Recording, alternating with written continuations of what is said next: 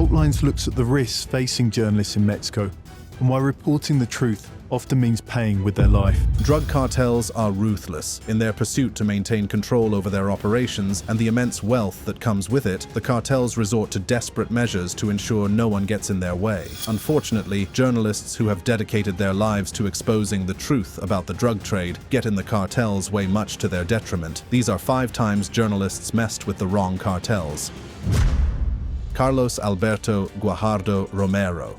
Carlos Alberto Guajardo Romero was a fearless journalist and crime reporter who met his untimely demise while covering a deadly shootout between the notorious Gulf Cartel and the Mexican army. On November 5, 2010, in the border city of Matamoros, Tamaulipas, Mexico, Guajardo Romero found himself caught in the crossfire, becoming a victim of the very violence he sought to expose. Carlos Alberto Guajardo Romero, born around 1973, was a dedicated Mexican journalist and crime reporter who made significant contributions to the field of journalism. He worked for the local newspaper Expreso de Matamoros, based in the border city of Matamoros, Tamaulipas. Guajardo Romero's career as a journalist spanned over a decade, during which he fearlessly reported on the criminal activities and violence that plagued the region. Guajardo Romero joined Expreso de Matamoros in 2008, where he served as a print and crime beat reporter. His commitment to uncovering the truth and shedding light on the dark underbelly of society made him a respected figure in the field. Prior to his time at Expreso de Matamoros, Guajardo Romero had worked for 3 other local newspapers, El Bravo, El Mañana, and El Contacto. His experience and expertise in crime reporting made him a valuable asset to the journalism community. In addition to his work as a journalist, Guajardo Romero was an active member of the Journalists Association of Matamoros, known as the Asociación de Periodistas de Matamoros. This association served as a platform for journalists to come together, share information, and advocate for press freedom and safety in a region plagued by violence. While Guajardo Romero's dedication to his profession was widely recognized, there were rumors and speculation surrounding his involvement with the Gulf Cartel. Although these claims were never confirmed, several journalists in Matamoros and Reynosa, Tamaulipas, described Guajardo Romero as an enlace or informant of the Gulf Cartel. These allegations added an intriguing layer to his story, blurring the lines between journalism and the criminal underworld. Despite the controversies surrounding his name, Guajardo Romero remained committed to his duty as a journalist. On November 5, 2010, he embarked on a fateful assignment that would ultimately cost him his life. Little did he know that this day would mark one of the bloodiest in Matamoros history. On the fateful day of November 5, 2010, Carlos Alberto Guajardo Romero left his home in Matamoros, Tamaulipas, with a sense of purpose. He was determined to cover a gunfight between the Gulf Cartel, a notorious drug trafficking organization, and the Mexican army. Little did he know that this assignment would be his last. As Guajardo Romero made his way to the Secretariat of Homeland Security to gather more information about the ongoing operation, he found himself caught in the crossfire. A convoy of 8 vehicles from the Gulf Cartel unleashed a barrage of gunfire on the Mexican army in the Fraccionamiento Victoria neighborhood of Matamoros. Chaos ensued as bullets flew through the air, turning the streets into a war zone. Amidst the chaos, Guajardo Romero's white Ford Lobo pickup truck became a target. Mistaken for a drug trafficker involved in the shootout, his vehicle was riddled with over 20 bullets. The hail of gunfire ended his life in an instant, leaving behind a void in the world of journalism. The aftermath of the shootout revealed the devastating toll it had taken. 1 soldier lost his life, while 2 others were wounded and rushed to the nearest hospital. As the smoke cleared, the soldiers discovered the lifeless body of Guajardo Romero inside his vehicle on Pedro Cardenas Avenue. It remained unclear whether the fatal shots came from the army or the drug traffickers themselves. The events of that day were not isolated. Matamoros witnessed a series of armed confrontations and violent incidents, making November 5, 2010 one of the bloodiest days in the city's history. The shootout that claimed Guajardo Romero's life was just one piece of a larger puzzle, a puzzle that involved the notorious drug lord Antonio Cardenas Guillén, the former co-leader of the Gulf Cartel. Antonio Cardenas Guillén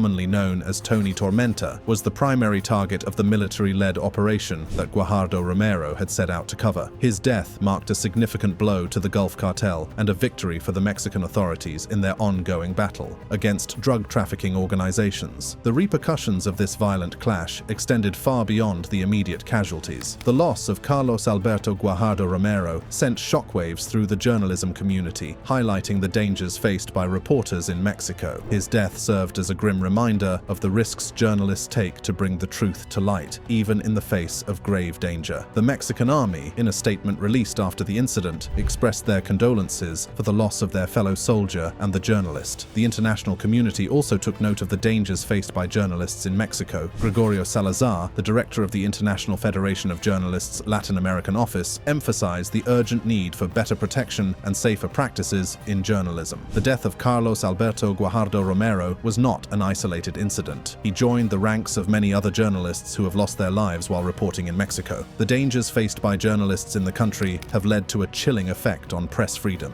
as fear and intimidation hinder the pursuit of truth. José Luis Cerda Melendez and Luis Emanuel Ruiz Carrillo.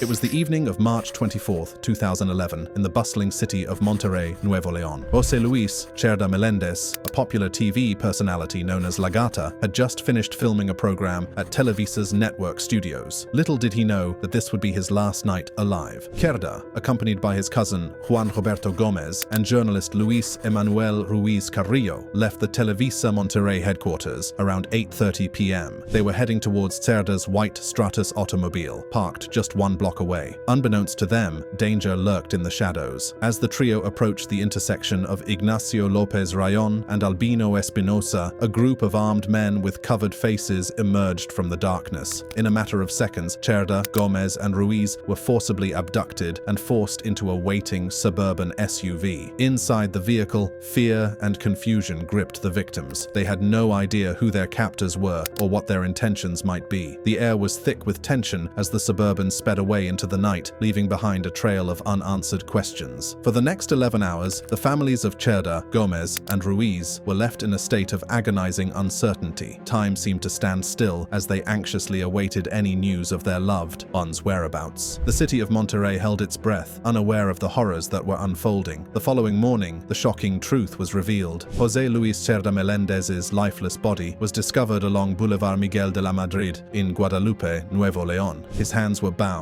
and a single gunshot wound to the head ended his life in a brutal and senseless act of violence. A chilling message was left near Cerda's body, a signature of drug cartel-related murders. It read, "Stop cooperating with Los Zetas, signed DCG. Greetings, Architect No. 1. As news teams arrived at the scene, ready to report on the tragedy, an unthinkable twist occurred. Armed men descended upon the area, brazenly removing Cerda's corpse while the police present stood immobilized. The abductors then took his body to Fundadora Park, a place where Cerda had previously called for a march for peace against violence in Nuevo León. Meanwhile, reports reached the authorities of two other bodies found 6 kilometers away. These bodies turned out to be Luis Emanuel Ruiz Carrillo and Juan Roberto Gomez. Their lifeless forms lay on a desolate country road riddled with multiple gunshot wounds. Ruiz, an innocent bystander caught in the crossfire, had become an unintended victim of the drug cartel's ruthless violence. The devastated families of Ruiz and Gomez gathered to mourn their loved ones. Luis Emanuel Ruiz Carrillo, a talented photojournalist and TV camera operator, had been a beacon of hope and promise. His dedication to his craft and his desire to shed light on important stories had cost him his life. As the sun set on their final resting place at Panteón Jardines del Recuerdo, the true extent of the tragedy became painfully clear. The murders of José Luis Cerda Melendez, Luis Emanuel Ruiz Carrillo, and Juan Roberto Gomez were not just isolated acts of violence. They were a stark reminder of the dangers faced by those who dared to uncover the truth in the face of ruthless drug cartels. The shocking triple murder sent shockwaves through Mexico and the international community. It happened on the same day that a coalition of Mexican media organizations, led by Televisa, signed an agreement for news coverage of violence. This agreement aimed to present a united front in portraying drug cartels amidst the ongoing Mexican drug war. However, the brutal deaths of Cerda, Ruiz, and Gomez served as a grim reminder that the dangers faced by journalists journalists and media professionals were far from over. The Committee to Protect Journalists called for an exhaustive investigation into this brutal attack and urged Mexican authorities to work towards reversing the pattern of impunity in journalist killings. The legacy of José Luis Cerda Meléndez,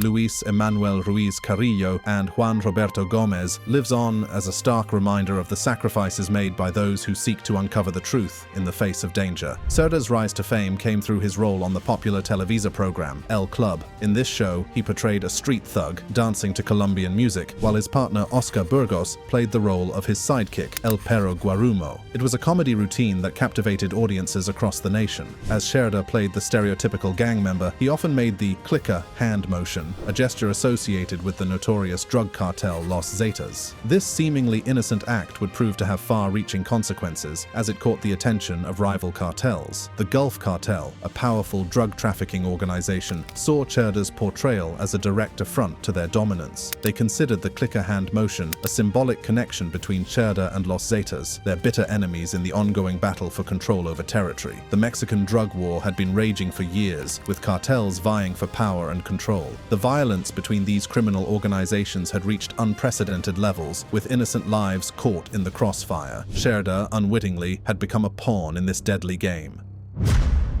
Miguel Ángel López Velasco.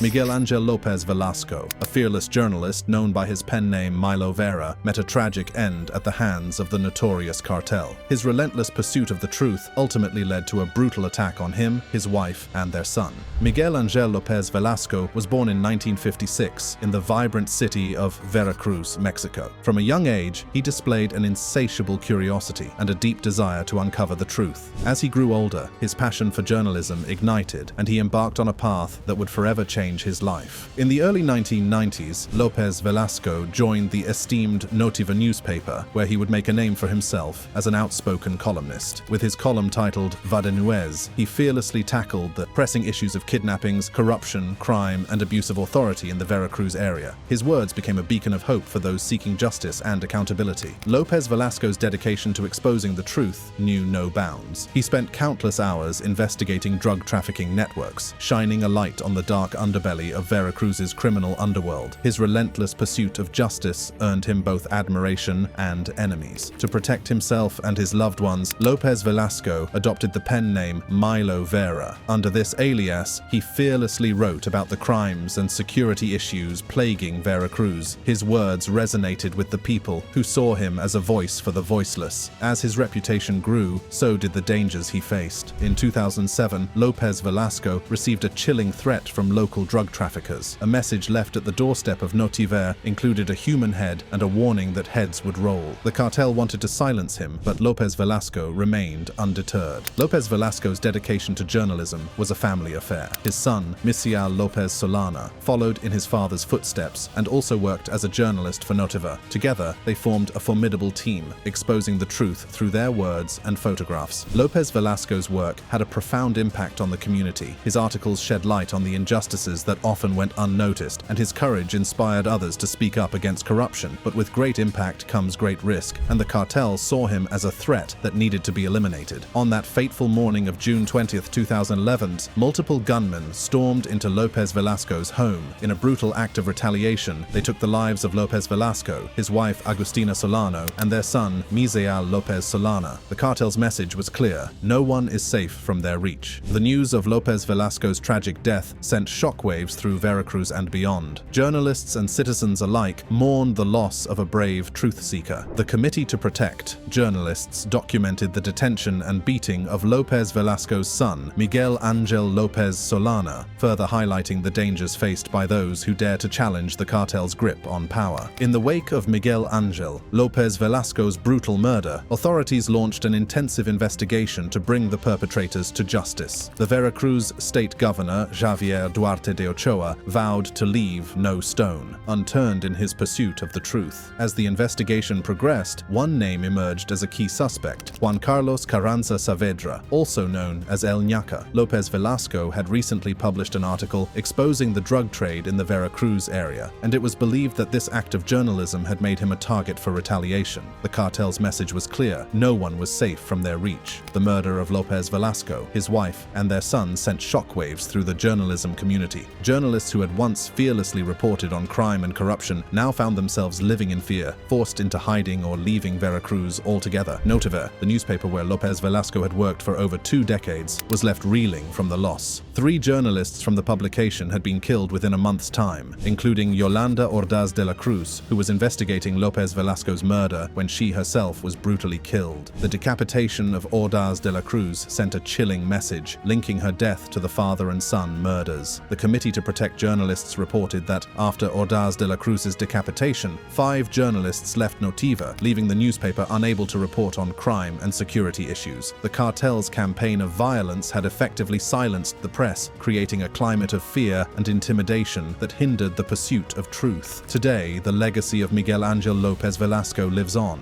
His unwavering dedication to exposing crime and corruption serves as a reminder of the sacrifices made by journalists in the pursuit of truth. His name will forever be etched in the annals of journalism, a symbol of courage and resilience. José Luis Romero.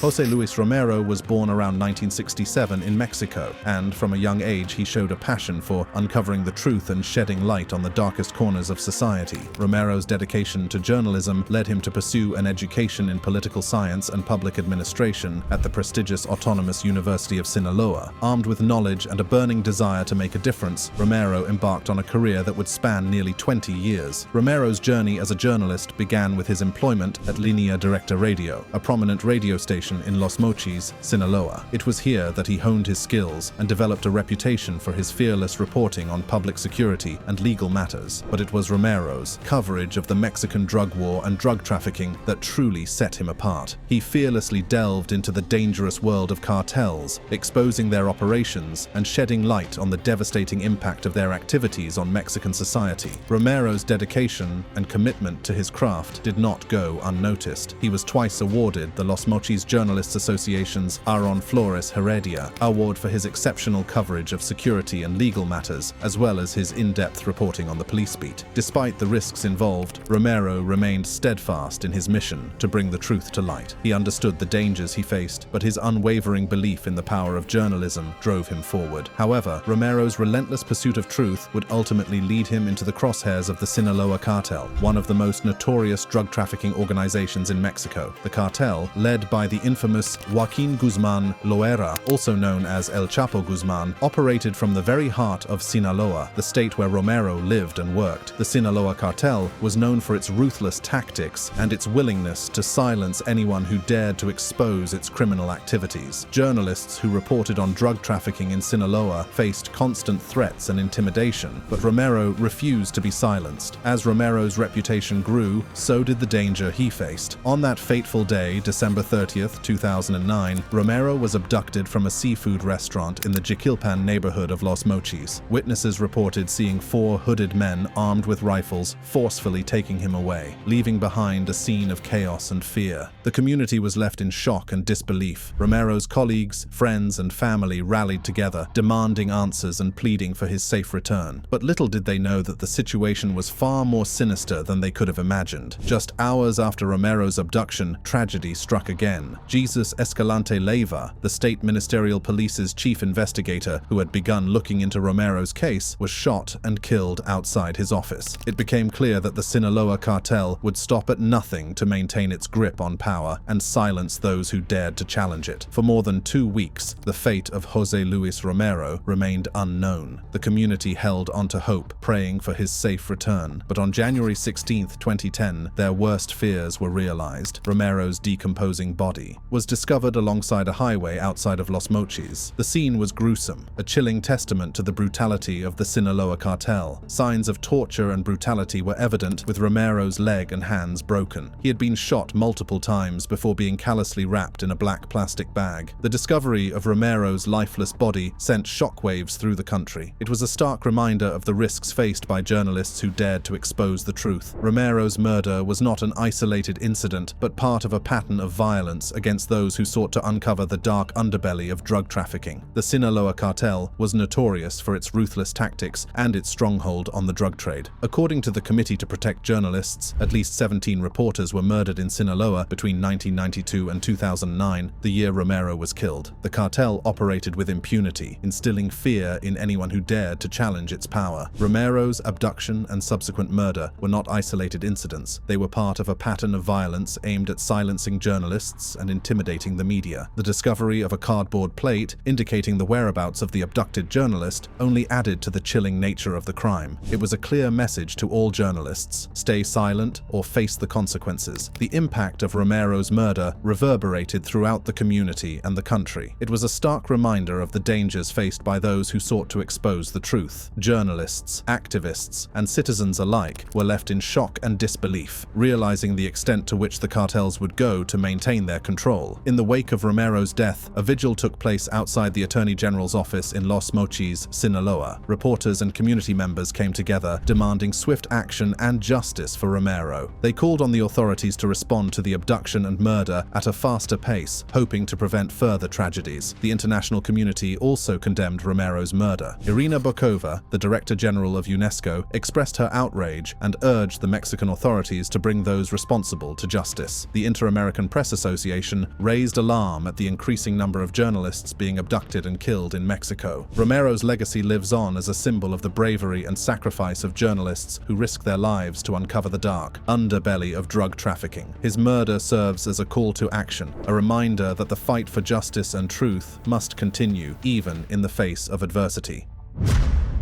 Valentin Valdez Espinosa.